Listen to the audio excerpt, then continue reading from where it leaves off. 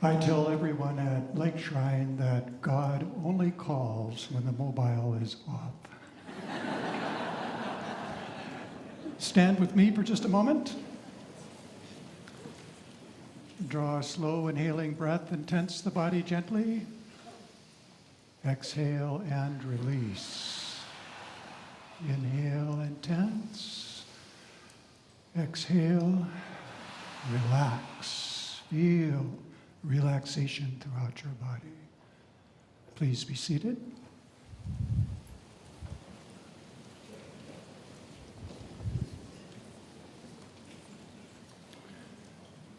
Sit in a comfortable meditation pose.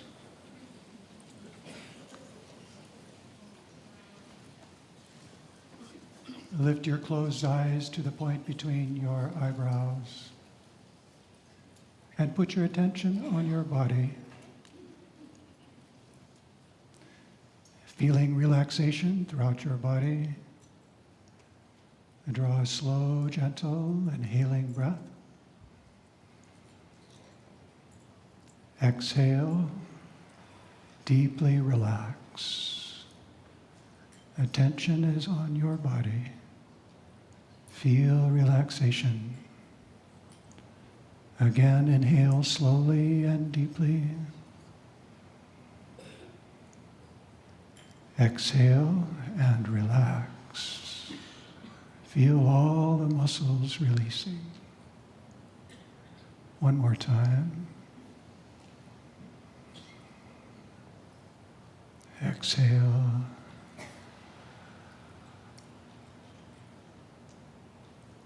Now keep the body relaxed and motionless.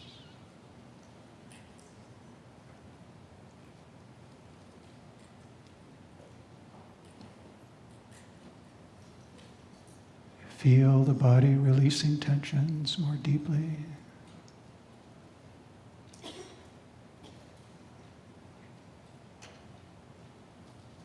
Feel relaxation melting into stillness.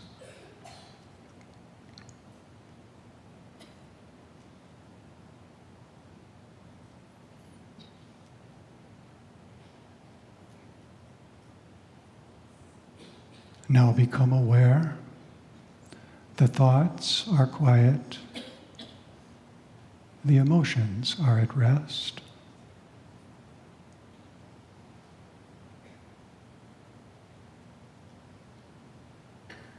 Feel and enjoy relaxed stillness throughout your body, your heart, and your mind.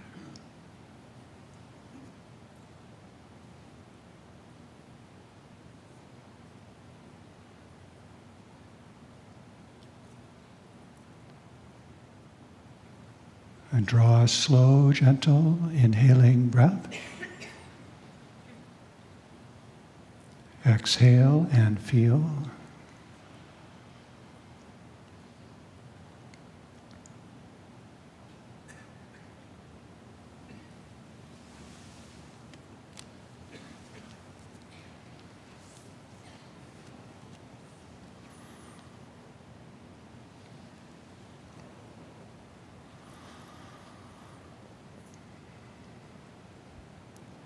Consider your state of being right now.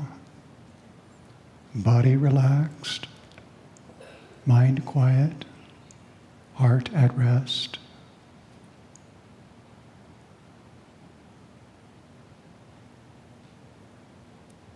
Feel the sacred feeling of inner calm.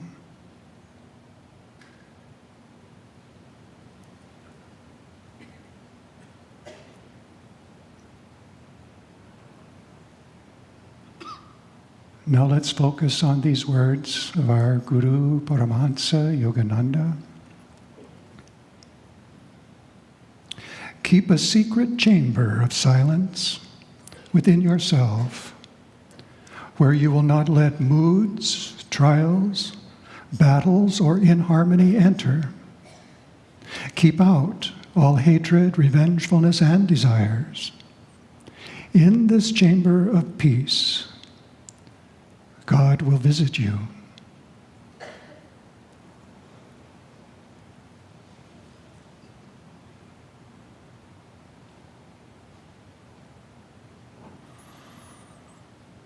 This state right now, a relaxed body, feeling stillness within your consciousness. This is the ideal mirror of introspection. It provides an inner soul reflection that we can trust.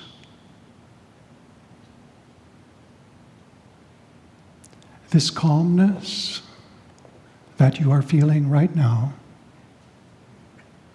it opens the flow of soul intuition, and it awakens the inner voice of conscience.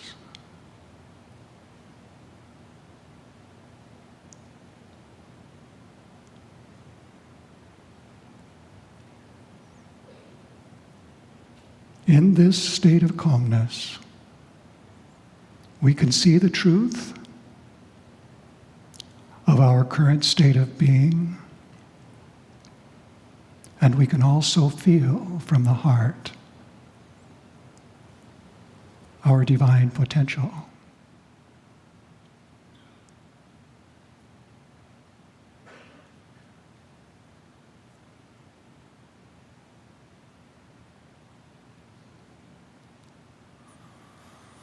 Please open your eyes.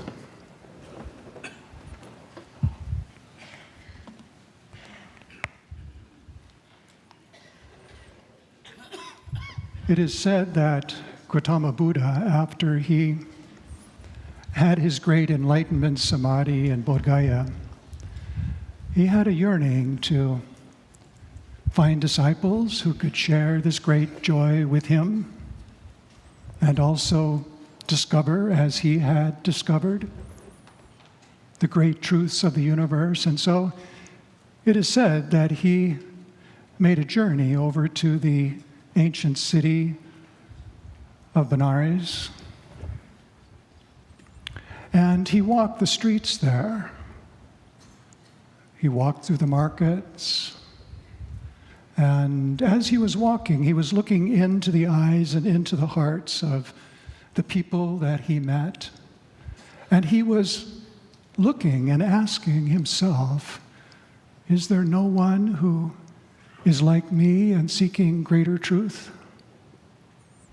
But he could not see this in the hearts and eyes that he was viewing, and so he was feeling sad, and he walked to a temple, and it is said that at the temple he saw a large lotus pond, and he looked very carefully into the water, and he saw under the water many, many lotus buds tightly closed.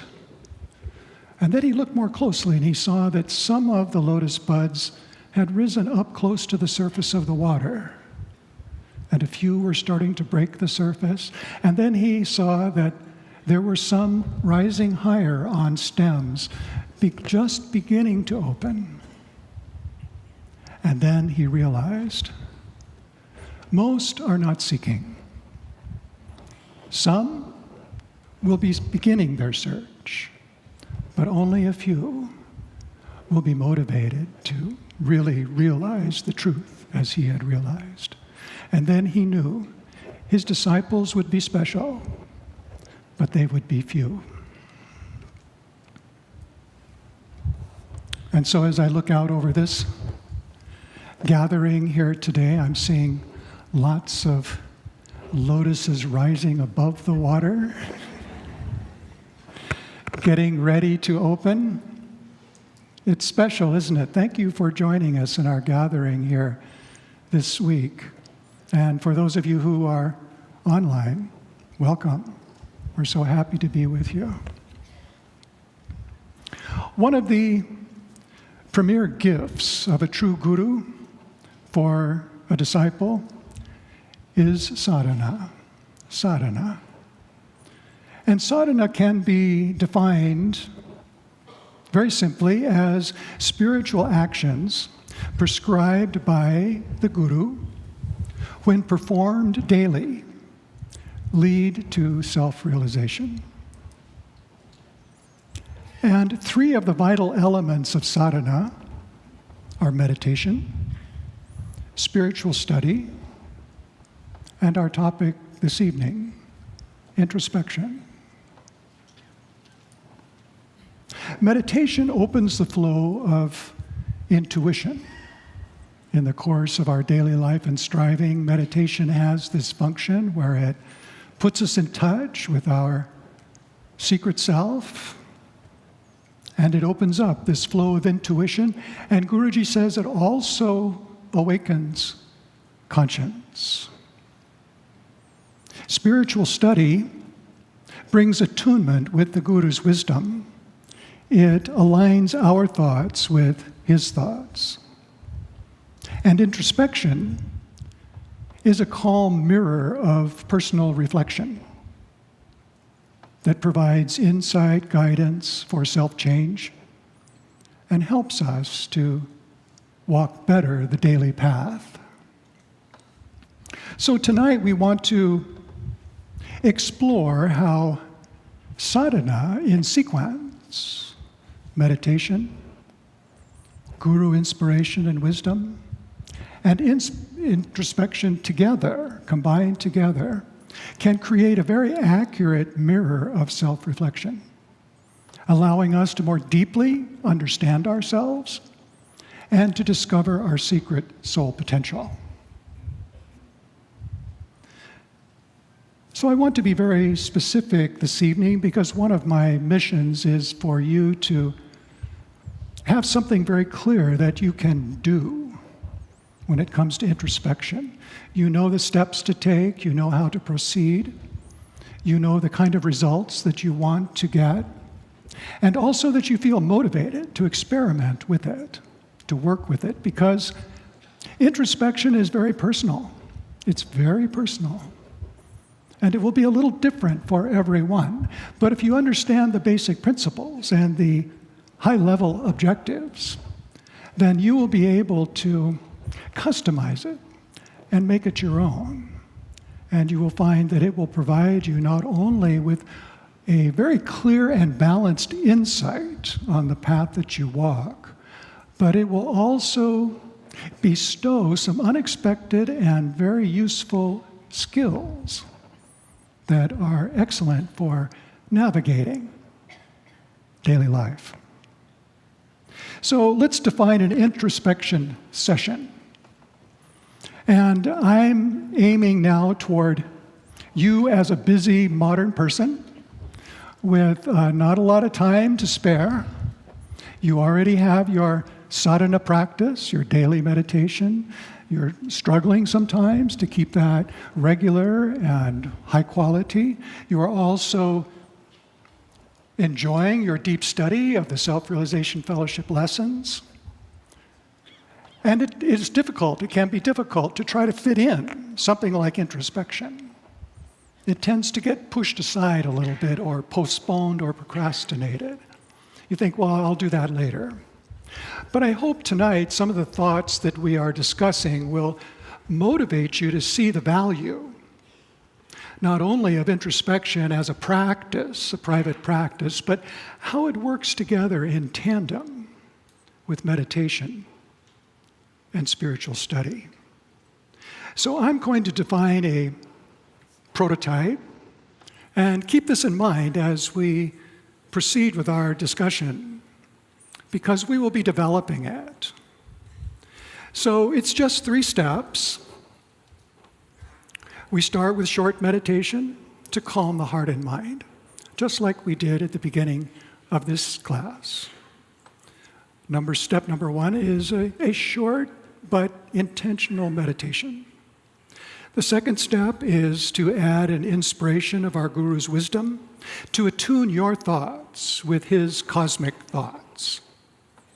And then we follow this with a formal session of self-reflection, which we will explore in some detail.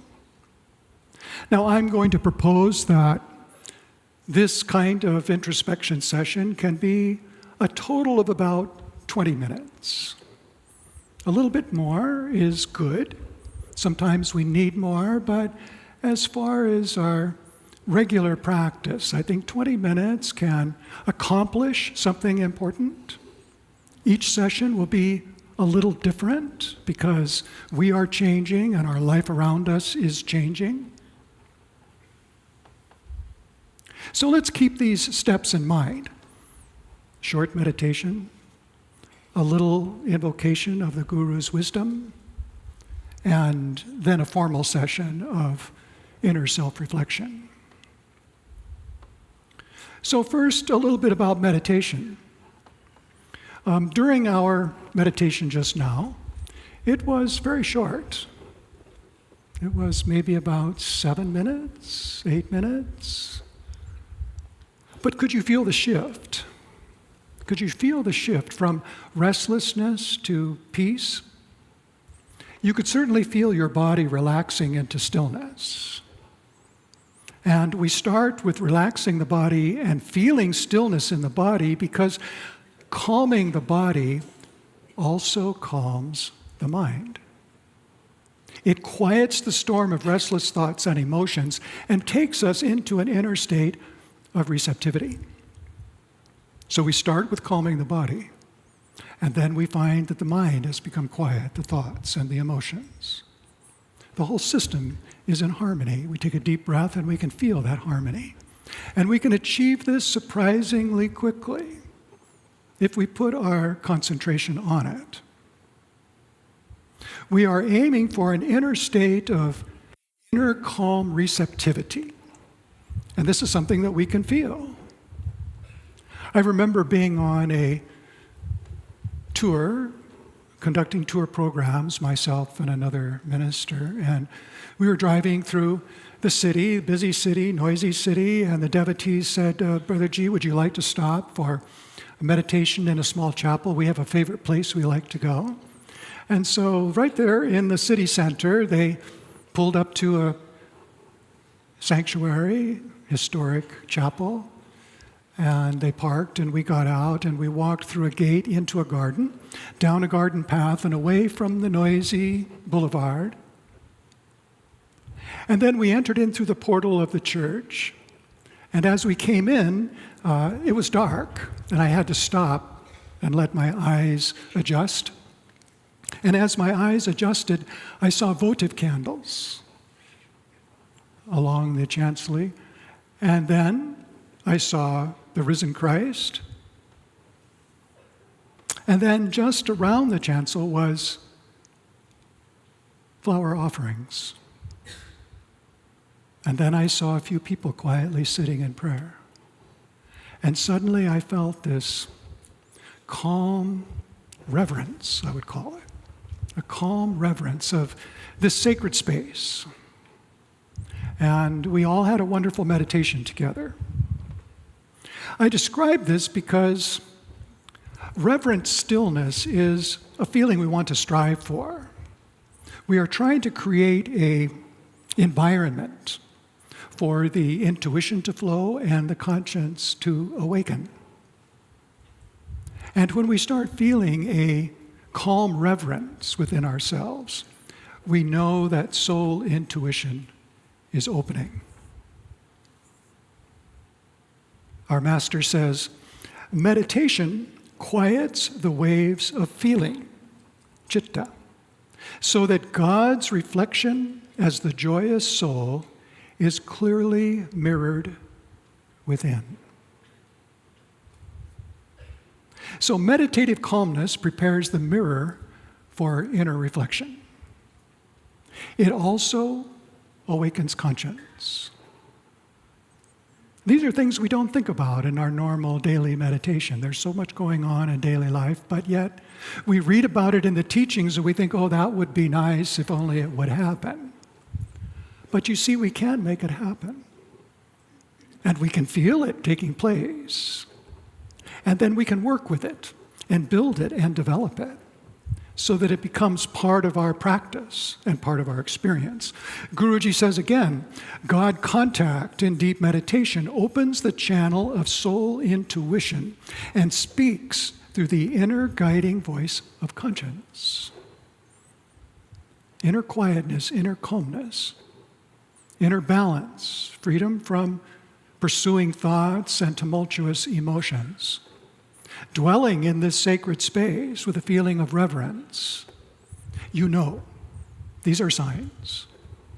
Intuition is beginning to flow. Conscience is ready to speak. So we calm our restless thought and emotion, and we clear our heart and mind. We want to train ourselves. We think Guruji is here to train us as disciples, but he's here to inspire us to train ourselves. We are the ones that do the training. And we want to train ourselves, no matter how we are feeling in any moment, that we can transition quickly from restlessness to peace and creating a mirror for ideal self-reflection. So this is something you can do. You can challenge yourself and say, can I quickly make this transition so that I might be able to see and understand what really is taking place within me? So we have meditation. An introspective session starts with just a little bit of meditation, 4 or 5 minutes, with a sense of purpose. And then within this calm, reflective state, we can then invoke inspiring wisdom of our Guru. We want to attune this calm consciousness with the vibration of our Guru's wisdom. So I read that quote, keep a secret chamber of silence within yourself, where you will not let moods, trials, battles, or inharmony enter. In this chamber of peace, God will visit you. That's a promise. We have to do our part, but God is waiting. So through the vibration of the Guru's words, we can feel his divine presence. I suggest just something personal that has meaning for you. It can be reading just a few words from the teachings. This isn't a long study session. It's just reading something with concentration, listening to the Guru's voice. One of his prayers, this is a perfect time for one of Guruji's prayers, his whispers, his poems. I like to memorize Guruji's mystical poetry. Yeah. Breathe in me the way to love you, that I may learn to faultlessly love you. Pour me the wisdom wine by which I become intoxicated with you, and whisper into my ears of silence the way to be with you always. With your eyes closed, you can make a poem an invocation. And the Guru's words are impregnated with devotion and realization. So this is a wonderful way to begin a quality introspection session in just a few minutes. We can launch it and start feeling right away a sense of reverence. So we are putting condensed sadhana into sequence, one right after the other. And this prepares us to receive insight and guidance flowing from a higher source within. Now, we are also following ancient tradition from India. The rishis, they understood the sequence. The devotees, the disciples, they go from the city into the forest to the hermitage. They sit with the Guru at the hermitage and they meditate with the Guru. And then the Guru gives satsang, shares wisdom, truth, guidance, and they are soaking it up because they first had meditation. And then the Guru lets them go out as individuals into the courtyard and the nearby forest and do some private individual reflection. How can I practice the wisdom of my Guru? How can I put it into application in my daily life? And so this sequence is an ancient tradition.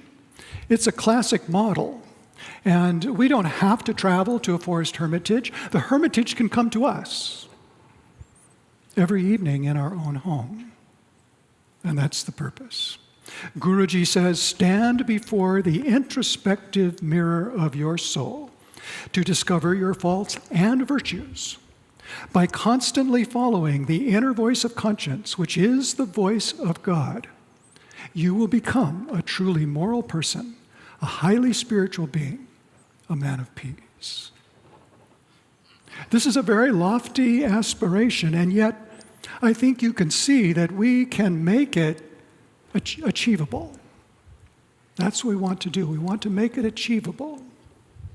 We can create this environment in which intuition will flow and conscience will speak. In the stillness there, in the quietness there, it doesn't have to be perfect, but we want to feel a sense of reverence. And that reverence is a confirmation that we have that higher clarity. So using self-discipline to train ourselves in this way has wonderful results. And we can create a sacred forum. A sacred forum.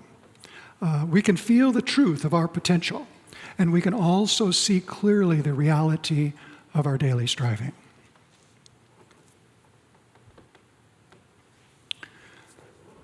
I was once, this past few months, standing in the Court of Religions at Lake Shrine, and our ministers there, we take turns, we go to the public gardens, and we have probably about 1,200 people a week visiting, and most of them are new. Most of them are new. And so when we are hosting around the gardens at the lake, we are interacting with people who are just unfamiliar a lot of times with Self-Realization Fellowship, Paramahansa Yogananda. And I remember I was just waiting to host, and I saw a young man standing looking at the rose garden. And he was just kind of standing there staring. He didn't move. So I walked up to him and I gave him my usual friendly, "How's your afternoon?" And he looked over at me and he said, "I was just in your windmill chapel there praying, and I got an answer." I said, "That's great." He said, "But I forgot what it was."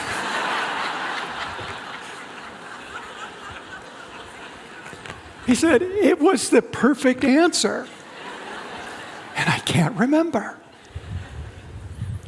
I said, "Well, why don't you go back into the chapel, sit in the same seat, and ask God again? That answer is still there." So he looked at me with kind of a frantic look, and then he just rushed right off.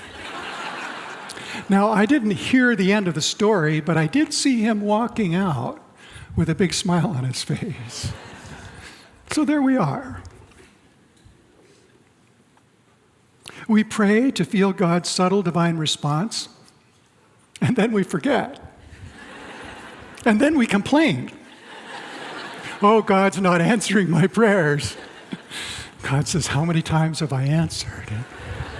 You know, the answer is hiding now behind our restless mind and emotions. Subtle truth is very potent and powerful, and yet we have to be able to capture and retain it. And that's part of creating the right environment for introspection, is being able to actually receive and to retain the benefits of our introspective session.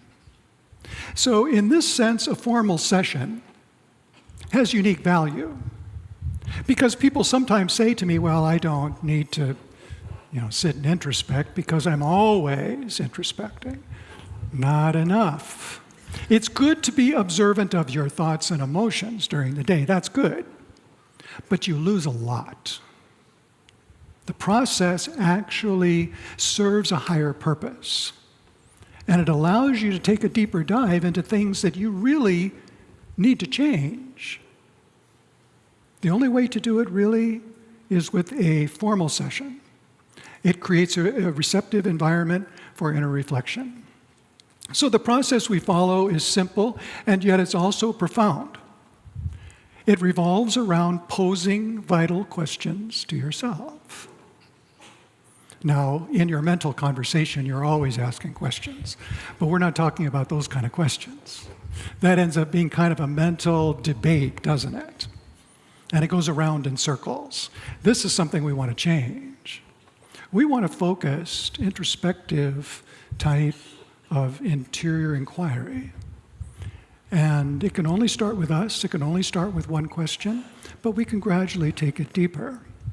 So it revolves around posing vital questions to yourself, and also I recommend documenting results of inner inquiry so we don't lose what we've captured. And then preserving highlights as you proceed as guidance for your soul progress. Now, this might sound a little bit subtle and sophisticated, but it's something actually that unfolds naturally within us if we have created the right environment. Those of you who may be students of our SRF supplement lessons, supplement number 69 is all about introspection. Some of the quotes that I'm reading here are from that booklet.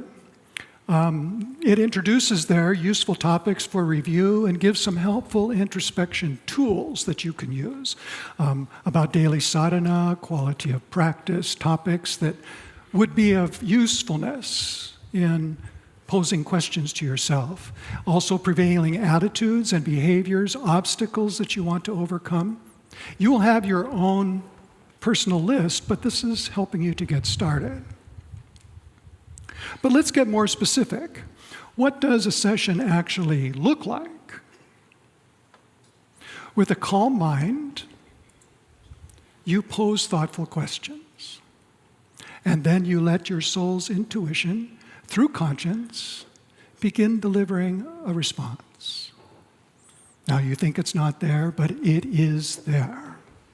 We just have to give it sacred space, and it will manifest. So let's try a scenario just to illustrate. Let's say you are a parent with a family, a busy life. You have just enough time for meditation and a little study, but no time for introspection. Does this sound familiar? So you decide this is something that I really need to do, and you prepare the mirror. So you sit quietly and you meditate like we did together at the beginning. You also maybe affirm an affirmation or a prayer that you know are the words of your guru, just to attune your consciousness with his vibration. And then you feel a closeness in your heart with the guru's inner presence, affirming that he is with you now. Now, what I like to do often is to capture real-time trends. Real-time trends. What's going on right now? So it's not like you have to invent something. What's happening right now? What is a trend that's going on? So you might ask yourself, what is the current pattern of my thoughts? This is just a sample. What is the current pattern of my thoughts? And then you just rest quietly with that question. You might prompt your conscience a little bit. And you might say, are the thoughts mostly positive? Are they positive and negative? What has been my experience? You're sort of just silently reflecting. After a little bit of silence, mostly positive. What is there negative? Well, I'm worried that my daughter, who's just going away for her first semester of university, she's lonely, she doesn't have any friends. I think, wait, this is not about my daughter, this is about me and my thoughts. It seems like I have a subconscious worry pattern. This has been going on in the background, I acknowledge it now, and it is destroying my peace. So take a deep breath and kind of release that agitation. Clear the mirror so that it can reflect. Out of the silence, finally another question comes. How do I stop this worry pattern? More silence. An answer comes. You need more faith. You need more faith. Another question comes, what kind of faith do I need? God is taking care of our family. Oh, this brings tears. So you've made a connection. Conscience is speaking. God is taking care of our family. And then you ponder that for a little bit, and then you might ask again, Master, how can my faith be stronger than this fear? The answer is in that question. We have to make our faith stronger than our fear. Master, how do I do this? But time is up. You have to go to work. There's no more time. But there is tomorrow. Sessions can go together. In fact, sometimes sessions work better when there's space in between. And you've actually accomplished a lot. You've captured a worry pattern. It was there and you weren't even totally aware of it. And now you've identified that pattern and a solution. This is hopeful. And as you ride your Uber to work, you don't have a complete answer yet, but you're already feeling a victory. You feel like today will be better than yesterday, and that there is an answer coming. And the fact is that the next time that you sit down to introspect, you will pick up that thread. And between the first session and the next session, your conscience will continue to speak. You will get new thoughts, new inspirations. You will find yourself ready to work on this worry pattern and get rid of it. Isn't this interesting? This is very interesting. We are using our own human faculties, lifting them up to a divine level and allowing the soul to engage. Let's do another one. You have sacred moments of inspiration. I know you do. You have sacred moments. You can bring a sacred moment into introspection. We don't naturally think that we would do this, but you know, what we do instead is we forget them. We neglect them. A sacred moment with God. It was so powerful and real, and yet it was yesterday, and yesterday's gone. If you introspect a little bit on a sacred moment, you can ask yourself, how am I feeling? Wunderbar. Wonderful. What is this feeling? Bellissimo. It's beautiful. How would I describe beautiful? You know? You're really penetrating this with your questions.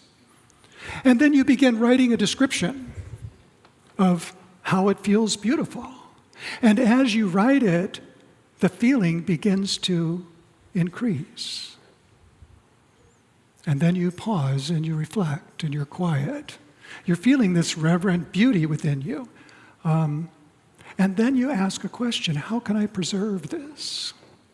How can I protect it? How can I make it grow? And then Guruji is front stage and center, and you say, Master, what is your counsel? The Guru can speak through conscience. The answer comes, put God first in your life. What does that mean? How do I do this? Make your inspiration a priority over all your feelings. Is this fun? This is what goes on when we take a deeper dive into introspection. It's there in the silence. There are lots of secrets. They don't come out until we ask. This is what I would call consultation with conscience. It's very personal, and with sincere practice, it can become a satsang with your soul. You can feel it taking place within you. You can't force it, you can't rush it, but you can patiently wait, and there's always tomorrow to pick up the thread. Guruji says, God is the whisper in the temple of your conscience, and he is the light of intuition.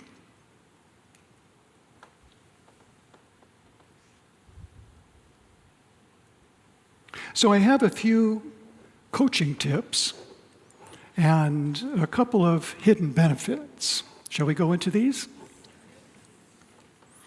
The first coaching tip, it's a pro tip from somebody who's been doing introspective journaling for, well, it's not a long time, but I would say about 40 years. The first one is, let your sessions be cohesive. This is the thread. You can't finish in one session, but you can take one session into the next, and it will evolve in your favor. It will evolve in your favor. And God will continue to help you evolve the topic that you're working on. So let one session advance into another and be patient with it. Sometimes you have a lot of time, sometimes you don't. Remember the faith over worry. You can take this with you into daily life, and your conscience will keep prompting you. Your next session will go deeper. So once the channel of intuition opens, more secrets can be revealed. So if you connect your sessions, you make them cohesive, they will support your spiritual progress. And you will find that it actually is powerfully engaging in between sessions. Truth is starting to move within you, and it has a strong message that is personally yours. This is very exciting. And this is personal change and growth. So the first coaching tip is let your sessions be cohesive. The second one, I've already mentioned, but write down your key insights. Write them down. When you're forced to put things into words in writing, they need to be more specific. And the more specific that you can interpret, the more effective they will be. So explorers keep a log of their discoveries, and my soul journey has an explorer's log. That's how I think about my journal. I document the changes I need to make, the insights that I have. I document my inspirations and my beautiful moments. Introspection is 360. It's everything. We are 75% beautiful and 25% needs improvement. That's the reality, folks. When you start getting into the honest facts of introspection, there's more good news than bad news. So don't be afraid of this. So each one of us has a personal story. Write it down as your inspiration flows, as your introspection evolves, as the changes begin to unfold. Introspection can produce your own scripture. What your conscience has said to you, what Master has revealed in the secret of your intuition.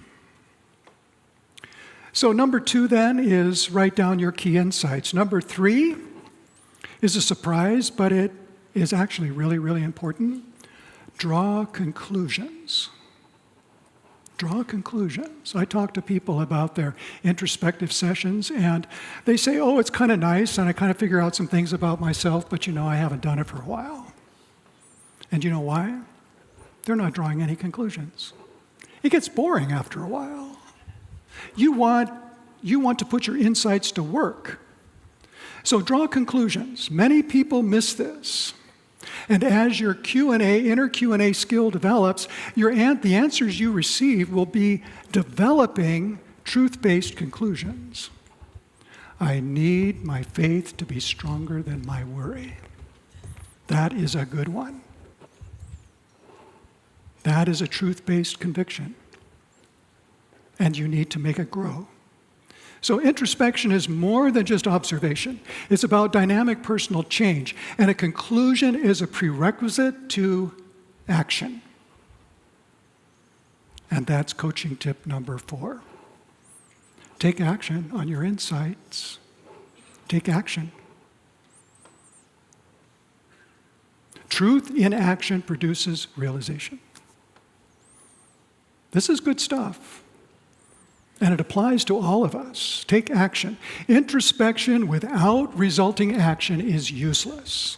It's useless. I think of introspection as a bridge between private sadhana and the battlefield of daily life. If you can draw conclusions from your soul satsang, it will set the stage for personal change. But that change will not happen without action. An action designed by introspective insight becomes righteous dharma. There's no better source. You have the ability to be a walking, talking Bhagavad Gita, but you have to work for it. You have to work for it. And if you let your introspective insights form conclusions, truth-based conclusions, and you take those conclusions into action, you are designing righteous dharma for yourself. You're in tune with your conscience. You resonate with your guru. You know what is right. You know what is right. You can feel it. You have convictions about what is right. You will become a force of righteousness in your environment. Nothing can stop you. So the rewards here are profoundly exciting, aren't there? So those are a few coaching tips. Are we hitting some targets here? Are you starting to think about some homework? So 3 hidden benefits. The first one is a real surprise, but it's a good surprise. Introspection, quality introspection, produces a quiet mind. How much do we talk to ourselves? You know, we're just kind of comparing and chattering and deliberating and wondering, and it goes on, and it goes around and around in circles. And we often wonder, when am I going to stop talking to myself? My grandmother used to talk to herself out loud. And I remember one day I told her, Grandma, we love you, but would you please shut up? And she says, Honey buns, how will I know what I'm thinking unless I hear myself say it? So this is the problem we want to fix. Master says we're all a little bit crazy and we don't know it. So introspection will begin to clear up your craziness. It begins to clear it up, and the mind responds by becoming quiet. There's no need to chatter anymore because you have a disciplined forum. And the truth that you're drawing through this higher channel is much more meaningful than all that idle mental talk. Truth has an authority which subjugates the restless mind. It happens naturally. The restless thoughts bow to the truth-based conclusions and says, you have produced answers that I could not produce. And this happens very naturally. It happens in daily life. It happens in meditation. Gradually you notice that your restless mind becomes weaker and weaker and weaker, and your truth-based convictions become stronger. Your sense of will and intention toward realization begins to ascend, and all the useless debate in the mind steps aside. So if you're drawing from an insight from a higher source with the help of your guru, restless mental conversation becomes useless. You simply don't need it anymore. Your thoughts and emotions become quiet in meditation. What a wonderful relief. So I can say this as a testimony. I enjoy a quiet mind in meditation and in daily activity. No more mental chatter. And in fact, when issues come up, I don't spend time thinking about them. And this will make you laugh, but I have a little text thread on my phone.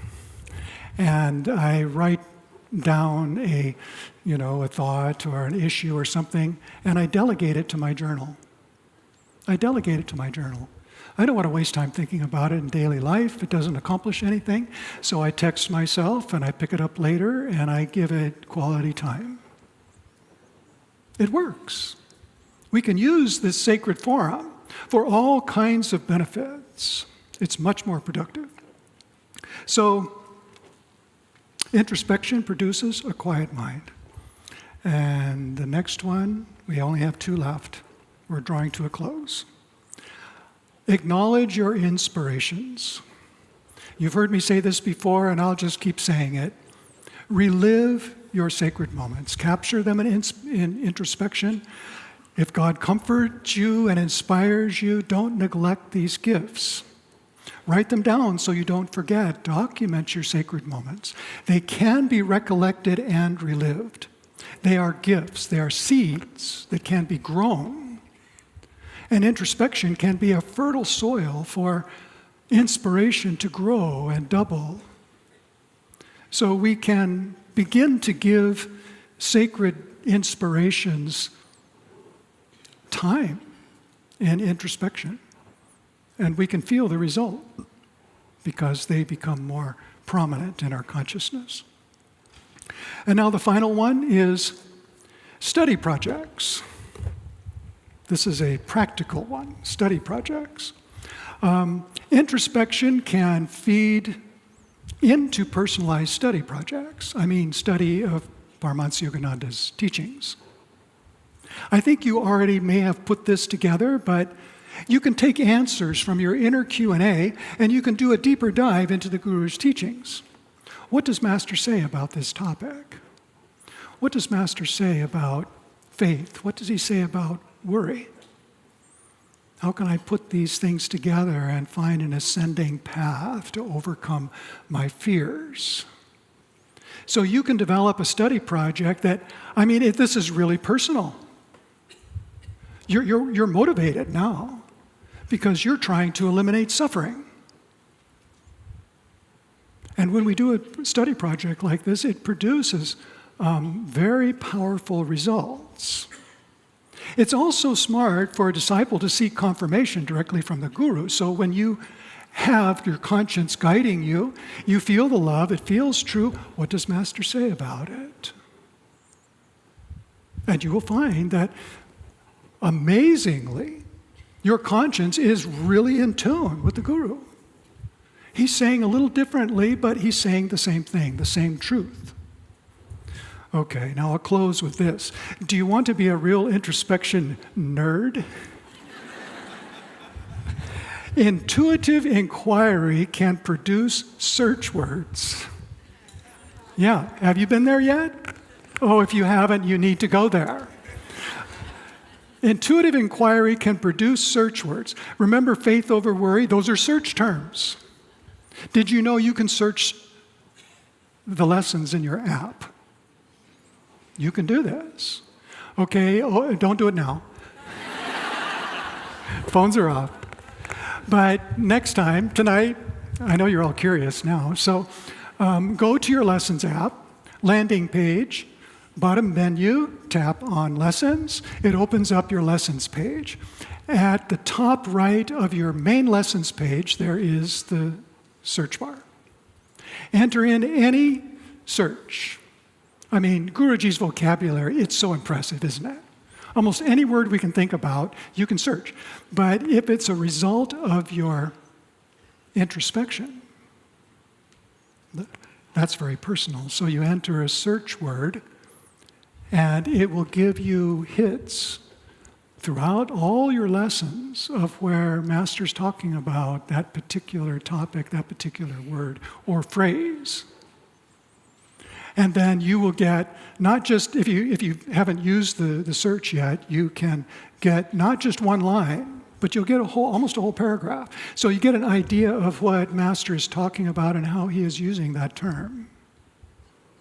This is very cool, and it works. You can also search the books. We have many of Master's books. God Talks with Arjuna, 1,500 pages. Second Coming of Christ, 2 full volumes. And with iBooks or Kindle, there's a search. And you can search your terms there, and you can find out what Master is talking about and how he mentions it. You can see his instructions, his guidance, his encouragement, his inspiration. And you can pull out the things that pertain to you right now, and you have a scripture right there in front of you that is dealing specifically with your specific need. So don't miss the full value of our digital books and lessons apps. You'll find that you get exactly what you need. I like to call this Dwapara study. Try it out. Play around with it. It's really helpful. Is this session good? Did it produce something useful for you? Yeah?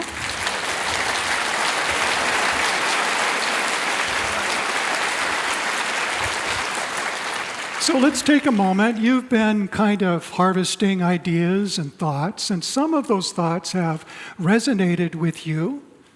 I like to, at the end of a retreat, we are having Saturday retreats at Lake Shrine, and at the end of every Saturday retreat, I ask all the retreatants, okay, it's time to set an intention. So now I would like to have a little quiet moment and think about something that we've talked about tonight that you would actually like to follow up on. Something that maybe motivates you.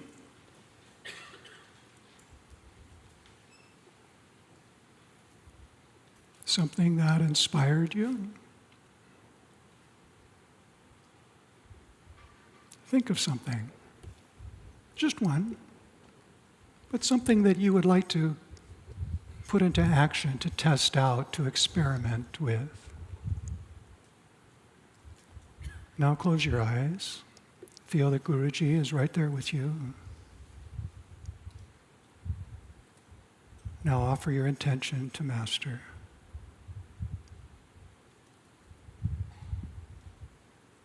Guide my thoughts, guide my insights, guide my inspirations. Let the truth flow so powerfully and so clear that I know exactly what to do. You are my Guru, I am your disciple.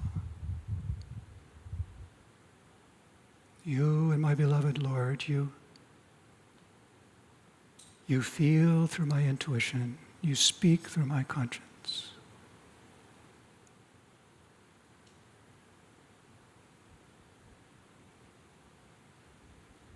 Okay. So finally, we're at the end here, and in the spirit of the presentation, I did some introspection, and I asked my inner conscience, give me a search term for a closing quote. I need a closing quote for this class.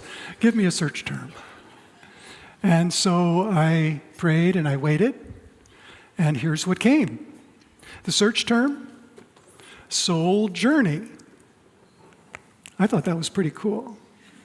So I did a search, soul journey, lesson 71. It's the only hit in the lessons, but this is Master's message for all of us. He says, on your soul journey through life, God walks by your side every step of the way, speaking to you in every breeze that blows, in every rippling river that goes singing to the sea. Inwardly think constantly of the beauty behind the flowers, the light behind the sun, the life that twinkles in all eyes, that beats in every heart.